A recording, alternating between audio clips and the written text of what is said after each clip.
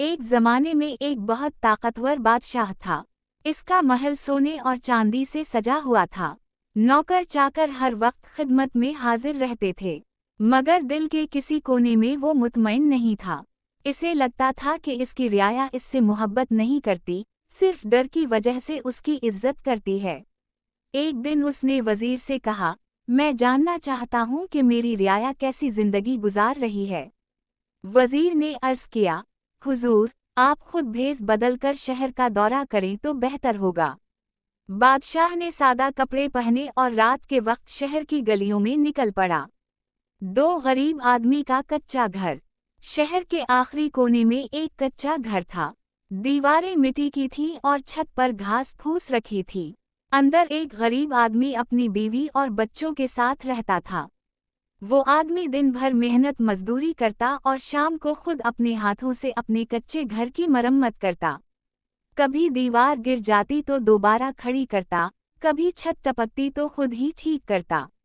اس رات بادشاہ نے دیکھا کہ وہ غریب آدمی شکرانے کی نماز پڑھ رہا ہے اور کہہ رہا ہے، یا اللہ، تیرا شکر ہے کہ تو نے ہمیں چھت دی، رزق دیا اور صبر دیا۔ بادشاہ حیران رہ گیا، اتنی تنگی کے باوجود شکر۔ 3 آزمائش۔ اگلے دن بادشاہ نے سپاہیوں کو حکم دیا کہ اس کچے گھر کے پاس سے شاہی راستہ گزارا جائے۔ کام شروع ہوا تو غریب آدمی کا آدھا گھر گر گیا۔ سپاہی بولے، یہ شاہی حکم ہے۔ غریب آدمی نے سر جھکا کر کہا، اگر یہ اللہ کی رضا میں ہے تو مجھے قبول ہے، میں دوبارہ بنا لوں گا۔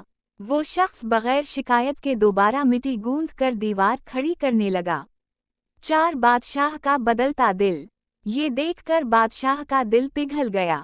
اس نے اگلے دن دربار میں اس غریب آدمی کو بلایا۔ بادشاہ نے پوچھا، تم نے شکایت کیوں نہیں کی؟ غریب آدمی نے ادب سے جواب دیا، حضور، میرا اصل گھر تو جنت ہے۔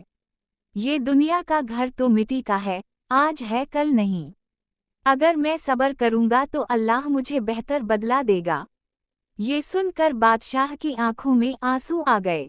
اسے احساس ہوا کہ اصل سکون محل میں نہیں بلکہ دل کے ایمان میں ہے۔ 5 انجام۔ بادشاہ نے فوراً حکم دیا کہ اس غریب آدمی کے لیے پکا اور مضبوط گھر بنایا جائے۔